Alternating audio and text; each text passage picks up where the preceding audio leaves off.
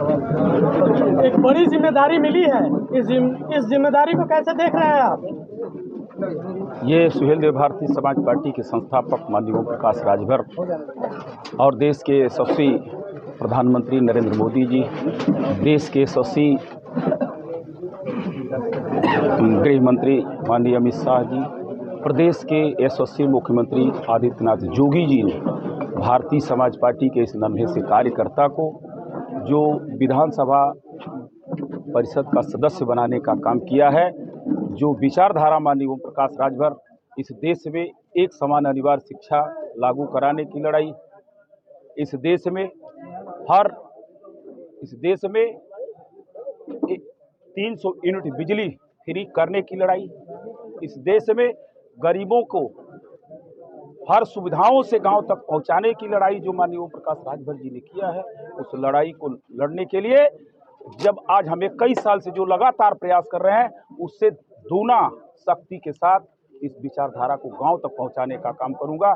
जो समस्या गांव की जमीन है उसको हाउस में उठाने का काम करूंगा। इसलिए माननीय ओम प्रकाश राजभर भारतीय समाज पार्टी ने जो जिम्मेदारी दिया है, कार्यकर्ताओं को लेके चलने का काम करूंगा।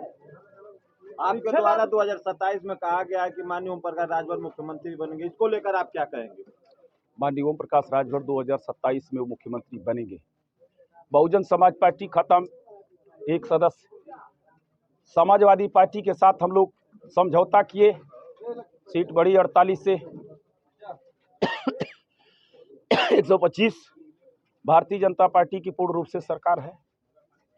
2 दल गए, हम उत्तर प्रदेश के तीसरे दल के रूप में पूर्वांचल में हैं, 6 सीट लेके पूर्वांचल में हैं और आने वाले समय में पूर्वांचल राज्य अलग होगा।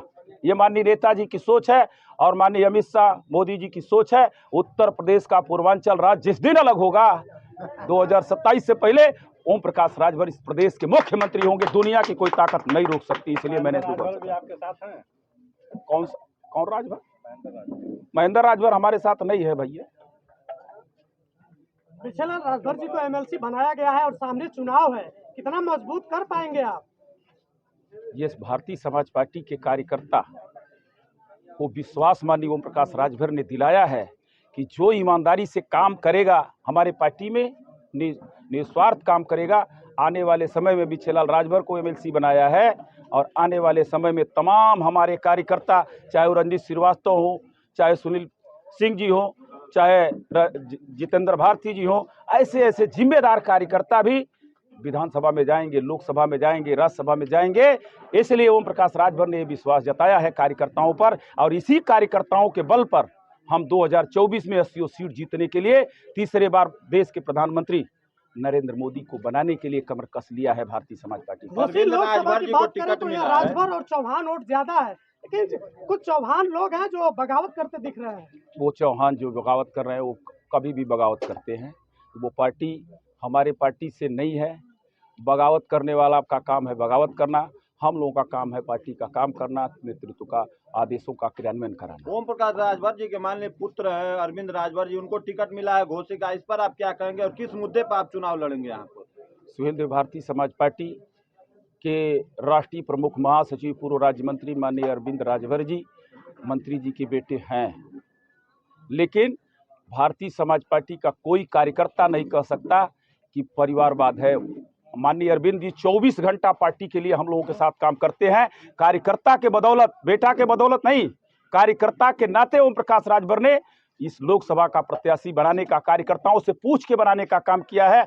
7 तारीख को कार्यालय पर बैठक हुई, माननीय नेताजी आए और वहां कार्यकर्ता बैठक में पूछा गया कि आप जिसको लड़ाना चाहते हो, 1 सीट हमें घोसी लोकसभा अब तक मिली है, बाद में और जो भी मिलेगी अभी निर्णय नहीं आया है, लेकिन घोसी पर आप किसको लड़ाना चाहते हैं? ओम प्रकाश राजभर ने अपने मन से लड़ाने का काम नहीं किया।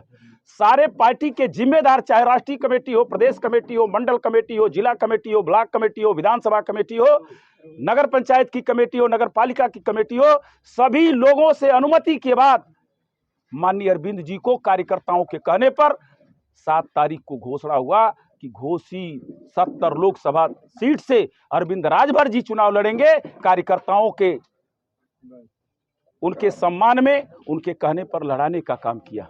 ऐसा कुछ नहीं है कि अपने मन से माननीय ओम प्रकाश राजभर जी ने टिकट। आपको जानकारी नहीं है। आप पता कर लो, मधुबन विधानसभा, आप मधुबन विधानसभा में हैं, आप चले जाओ रसड़ा विधानसभा में, वहाँ कार्यालय है। आज माननीय नेताजी 2-2 बार विधायक बने हैं। अपना निवास स्थान, अपना एड्रेस पता करके जब से पार्टी बनी है तब से अपना निवास स्थान चेंज किया और रसड़ा विधानसभा का स्थायी निवासी हैं और वहाँ 2-2 बार विधायक जहूराबाद में मरे हैं। लेकिन विरोधी यह चर्चा करेगा, लेकिन विरोधी को मैं बताना चाहता हूँ आपके चैनल के माध्यम से कि यह हवा आप मत चलाओ। पता कर लो वोटर लिस्ट में, रसड़ा विधानसभा के मीरनगंज गांव में माननीय अरविंद राजभर जी, माननीय अरुण राजभर जी, माननीय नेताजी, उनके पत्नी का नाम सूची में सूचीबद्ध है वोटर लिस्ट के। आप पता कर लो, कोई बाहरी कह के अब भुलवा नहीं सकता। ये सपा के लोग प्रचार कर रहे हैं, सपा को पच नहीं रहा है, सपा की हवा निकल गई है, बसपा की पहले निकल चुकी है। अब सपा के लोग परेशान है कि कैसे प्रत्याशी नहीं घोषणा कर पा रहे हैं कि हम किसको करें, उनके पास कोई जवाब नहीं है। और भारतीय समाज पार्टी एनडीए के माननीय मोदी जी, जोगी जी ने ऐसा प्रत्याशी क्षेत्र में लोकसभा में भेजा है कि सबकी जबान बंद है।